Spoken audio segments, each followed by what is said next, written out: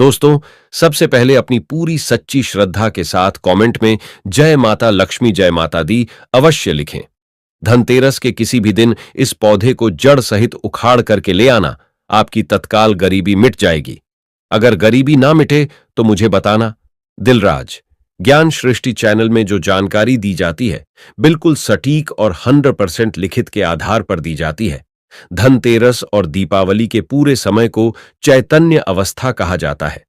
धनतेरस के पूरे समय को जागृत अवस्था कहा जाता है। इस समय भगवान धनवंतरी पूर्ण रूप से अपनी शक्ति के साथ जागृत अवस्था में होते हैं और माता लक्ष्मी हमारे पृथ्वी लोक पर इस धरा पर पूर्ण रूप से आती है। इसलिए मां लक्ष्मी के आने के कारण 5 दिनों तक हर प्रकार के पेड़ पौधे जीव जंतु में जागृत अवस्था होने के कारण, अर्थात माता के आने के कारण, ये सब जागृत अवस्था में हो जाते हैं, चैतन्य हो जाते हैं और ये अपना प्रभाव जितने भी पेड़ पौधे जड़ी बूटी हैं ये तत्काल दिखाते हैं। दोस्तों, पेड़ पौधों में ऊर्जा होती है, इसलिए पेड़ पौधे हमारे लिए परम पूजनीय है। हमारे हिंदू धर्म में हम पेड़ पौधों की पूजा करते हैं। जैसे कि आपने देखा होगा, जो माताएं बहनें होती हैं वट सावित्री का व्रत रखती है और पीपल की पूजा करती है, बरगद की पूजा भी करती है। अब बरगद की पूजा क्यों करते हैं? क्योंकि हमारे पुराणों में पेड़ पौधों को अध्यात्म का देवता माना जाता है।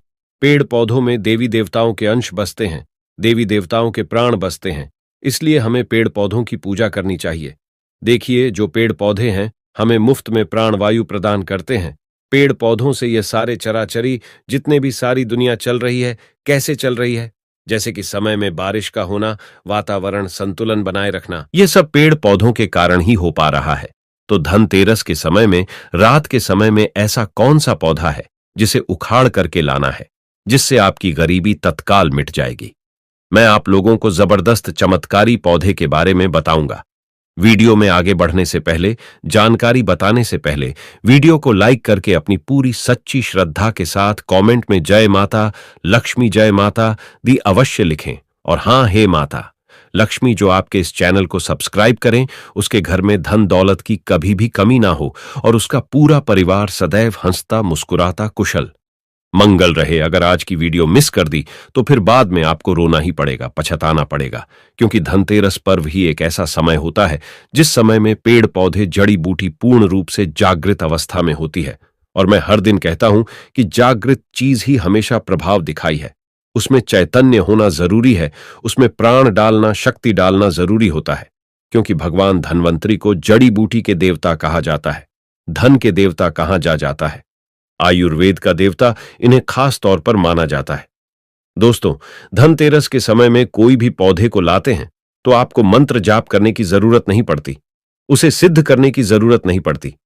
पेड़ पौधे स्वयं धनतेरस के समय में भगवान धनवंतरी के होने के कारण, दीपावली का पर्व होने के कारण स्वयं सिद्ध हो जाते हैं। बस धनतेरस के समय में इन पेड़ पौधों को आपको अपने घर में लाना चाहिए। तो कौन से ऐसे पौधे हैं जिस पौधे को घर में लाने से व्यक्ति की गरीबी मिटती है, दुर्भाग्य दूर होता है?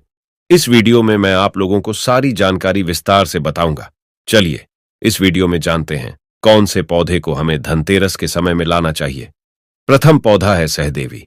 अभी मैं आप लोगों को सहदेवी की जानकारी बता रहा हूं, ध्यान से सुनना। देखिए, सहदेवी जो है, अगर आपको किसी दैविक और शारीरिक किसी भी प्रकार का कष्ट है, आप चाहते हैं इसे तत्काल दूर करना, तो रामबाण से भी अमोघ्य तीव्र रूप से काम करता है। सहदेवी का पौधा दैविक और भौतिक ये सभी प्रकार के कष्टों को तत्काल दूर करती है। तंत्र शक्ति एवं ध्यान से सुनना, तंत्र शक्ति एवं भौतिक सुखों को प्रदान करने के कारण इस पौधे का नाम देवी पद से प्राप्त हुआ है। इसे सहदेवी कहा जाता है। ये सभी वनस्पतियों की देवी है, मां है, इसलिए भी कहा जाता है। अगर आपको समझ में नहीं आ रहा है सहदेवी का पौधा कैसा होता है, तो इस प्रकार से हमारी वीडियो में देख लीजिए किसको कहते हैं सहदेवी का पौधा। बहुत ही आसानी से ये पौधे देखने को मिले। शहर में रहते हैं तो कई जगह जो बंजर जमीन रहती है, जहां पर खेती वगैरह नहीं होती, वहां पर ये पौधे बिना उगाई ही उग जाते हैं। धनतेरस में आप कहीं भी ग्रामीण इलाकों में रहते हैं, खेती खालिहानी में चले जाइए, या फिर जो नहर वगैरह होती है, या फिर जो नदी के किनारे, वहां पर ये पौधे बहुत ही आसानी से मिल जाते हैं। शहर में रहते हैं तो फिर भी ये ढूंढने से मिल जाते हैं। नदियों के तट पर भी बिना उगाई ही उगे होते हैं। तो चलिए मैं आप लोगों को इसके लाने के फायदे बताना चाहूंगा। और इसे कितने टाइम लाना चाहिए यह भी मैं आप लोगों को बताऊंगा। तो देखिए, हमारे धर्मशास्त्र कहते हैं तुलसी के साथ गमले में इस पौधे को लगाने से बगल में तुलसी का पौधा लगाइए और तुलसी के बगल में गमले के साथ में इस पौधे को। अगर तुलसी के साथ इसलिए घर में लगाकर के पूजा अर्चना करते हैं तो सभी प्रकार की अलौकिक सुखों की प्राप्ति होती है। इससे भगवान धन्वंतरी प्रसन्न होते हैं। तुलसी के पौधे के साथ इसे लगा देते हैं तो फिर इसके जो प्रभाव है कई गुना बढ़ जाते हैं, क्योंकि इस पौधे को साक्षात मां दुर्गा का स्वरूप माना जाता है, इसलिए इसे देवी पद प्राप्त है। ये सभी प्रकार की बीमारियों को दूर करने में समर्थ है। ये सभी प्रकार की सिद्धियों को देने वाली कही गई है। इसके बारे में आप लोगों को पुराणों में जानकारी मिल जाएगी, जैसे कि हमारी वनस्पति शास्त्र है, इसमें जानकारी लिखी है। हमारे तंत्र जो बुक है उसमें जानकारी लिखी है। उसके बारे में मैं आप लोगों को अच्छे से वीडियो बना करके बता दूंगा। तो चलिए मैं आप लोगों को इसके अनगिनत एवं चमत्कारिक प्रयोग बताने का प्रयास करूंगा। तो तकिए के नीचे इसकी जड़ को रखने से बहुत से आप में से लोग बोलते हैं, गुरुजी हमें नींद नहीं आती। तो तकिया के नीचे इसकी जड़ को रखने से गहरी नींद आती है, या फिर बेड के नीचे इसके पौधे को रखने से आपको बिल्कुल ही गहरी नींद आना शुरू हो जाएगी। अनिद्रा की बीमारी को दूर करने का यह रामबाण पौधा है। इसे हाथ में रखकर के कोई भी मंत्र जपते हैं तो जल्दी सिद्धि की प्राप्ति होती है। यहां तक कि भूत भविष्य वर्तमान तक की सिद्धि आप इससे प्राप्त कर सकते हैं, वह भी मित्रों के माध्यम से। दोस्तों, इसकी जड़ का तिलक लगाने से यह हमारे शरीर में सम्मोहन शक्ति को बढ़ाता है। अगर आप किसी का वशीकरण करना चाहते हैं, अगर आप कोई बड़े पद पर हैं, आप चाहते हैं कि सब लोग आपको देख करके मोहित हो जाए, या फिर आप प्रवचन करते हैं, आप चाहते हैं कि आपकी बात हर कोई सुने, तो इसका तिलक लगा करके आप जो है सभा में जाइए। सभी लोग आपकी तरफ मोहित हो जाएंगे, आप ही को देखेंगे, आपकी बात को मानेंगे, यानी आपके बंधन में बंध जाएंगे। हमारे धर्मशास्त्र कहते हैं, कौन से धर्मशास्त्र कहते हैं? जैसे कि वनस्पति शास्त्र है, इसमें लिखा है कमर में बांध करके, अगर इसे कमर में बांध लिया जाए, लाल कलर के कपड़े में लपेट करके और संबंध बनाया जाए तो यह विजय का स्तंभन करता है। तिजोरी में इसको रखने से धन की बढ़ोतरी होती है। कैसा भी कंगाल घर हो, अगर तिजोरी में इसकी जड़ को रखा जाए, दौलत से परिपूर्ण बन जाते हैं। और आप सभी दर्शकों को बताना चाहूंगा, इस पौधे को घर में लगाने से तंत्र मंत्र शक्ति नहीं लगती। इसकी जड़ मुख में रखने से अदृश्य शक्ति दिखाई देती है। आप में से अधिकतर लोग बोलते हैं ना कि गुरुजी हमें अदृश्य शक्ति देखना है। हमें अदृश्य शक्ति में, जैसे कि अलौकिक शक्ति में देवी देवता, भूत प्रेत, पिशाच, निशाचर, कई ये जो शक्तियां हैं जो हम अपने नग्न आंखों से नहीं देख सकते, ये शक्तियां दिखाई देने लगते हैं। तो अगर आप अलौकिक शक्ति के दर्शन करना चाहते हैं, जैसे कि देवी है, देवता है, गांव में रहते हैं, तो जो ग्रामीण के देवी देवता है शहर में रहते हैं, तो वहां पर उपस्थित जो भी भैरव है, देवी देवता है, तो उनके दर्शन प्राप्त करना चाहते हैं, तो इसकी जड़ को मुख में रखने से अदृश्य शक्ति दिखाई देने लगती है। और मैं एक मंत्र बताऊंगा, उस मंत्र को कल की वीडियो में बताऊंगा। उस मंत्र से एक मंत्र आपको जब करना होता है, इसकी जड़ को मुख में रखना होता है, तो अदृश्य शक्ति प्रकट होती है, और जो भी आप बोलेंगे वह अदृश्य शक्ति आपको सामग्री ला करके देता है। दोस्तों, इसकी जो जड़ है, इसका जो पौधा है, रात 12 बजे के बाद धनतेरस की किसी भी टाइम में आप ला सकते हैं, क्योंकि यह धनतेरस और दीपावली के टाइम में रात्रिकालीन का सबसे ज्यादा महत्व होता है। 12 बजे के बाद में लाते हैं तो भगवान धन्वंतरी की जो संपूर्ण शक्ति है रात्रि के समय में जागृत अवस्था में पूर्ण रूप से होती है। तो 12 बजे के बाद धनतेरस के किसी भी दिन में इस पौधे को जड़ सहित आपको उखाड़ करके ले आना है और ला करके आपको अपने घर में इसे गमले में लगा देना है। बिल्कुल ही आपको नंगे पैर रहना है। किसी भी प्रकार की आपको जो है खड़ाऊ वगैरह है, या फिर चप्पल वगैरह है, या फिर जूते वगैरह है, ये पहन करके नहीं जाना है। दोस्तों, अब बात करते हैं दूसरे पौधे के बारे में। इससे पहले अपनी पूरी सच्ची श्रद्धा के साथ कमेंट में जय माता लक्ष्मी जय माता दी अवश्य लिखें। और हां, हे माता लक्ष्मी, जो भी आपके इस चैनल को सब्सक्राइब करें, उसके घर में धन दौलत की कभी भी कमी ना हो। उसका पूरा परिवार सदैव हंसता मुस्कुराता कुशल मंगल रहे। ध्यान से सुनना, जो दूसरा पौधा है इसे विष्णु कांता के नाम से जाना जाता है।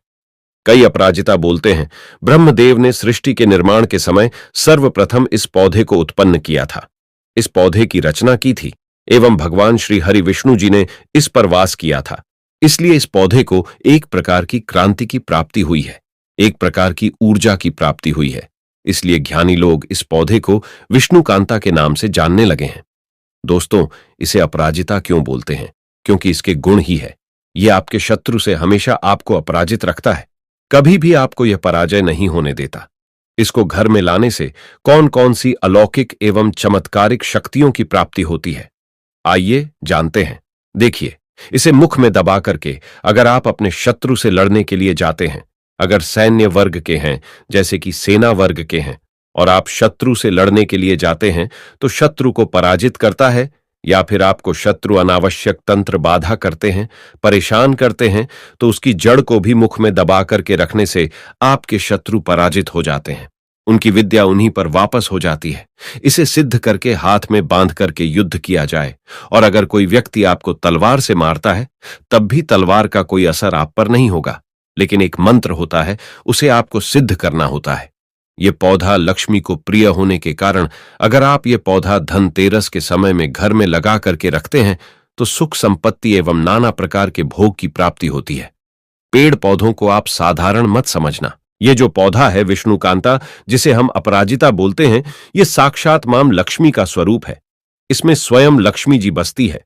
धनतेरस में इस पौधे को घर में लगाने से जैसे जैसे इस पौधे में वृद्धि होती है, जैसे जैसे इस पौधे का आकार बढ़ता है, जैसे जैसे इस पौधे में फूल फल आते हैं, वैसे वैसे व्यक्ति के घर में धन धान्य की प्राप्ति होती है, व्यक्ति के घर में धन दौलत की बढ़ोतरी होती है। दोस्तों, इस पौधे के पुष्प धनतेरस के दिन ध्यान से सुनिएगा।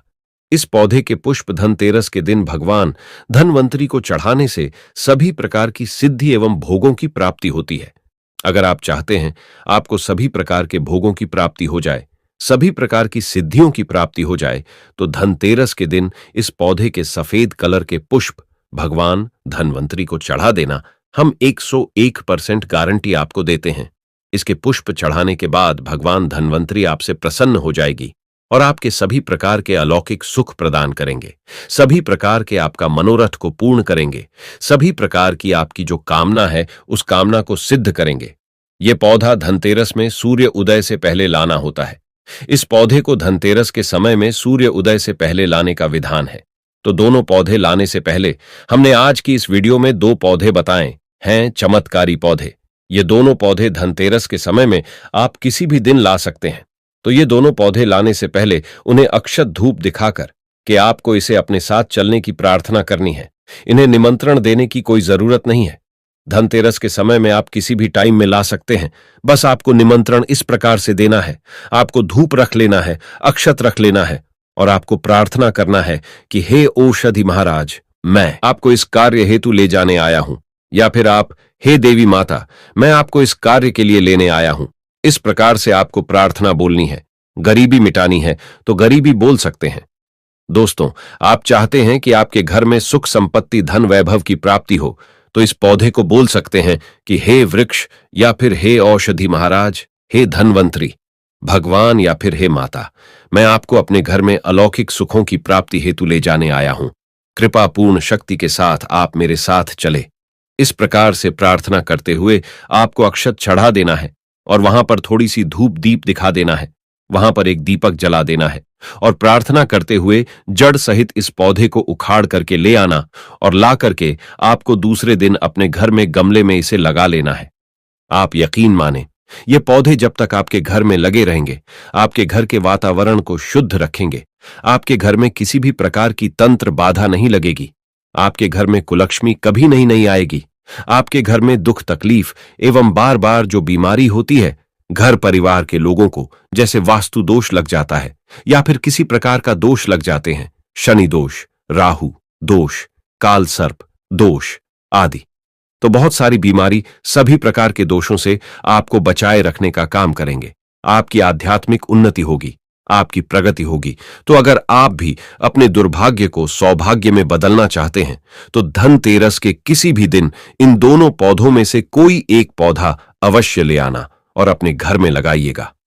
आपकी अध्यात्म उन्नति होगी, आपकी प्रगति होगी।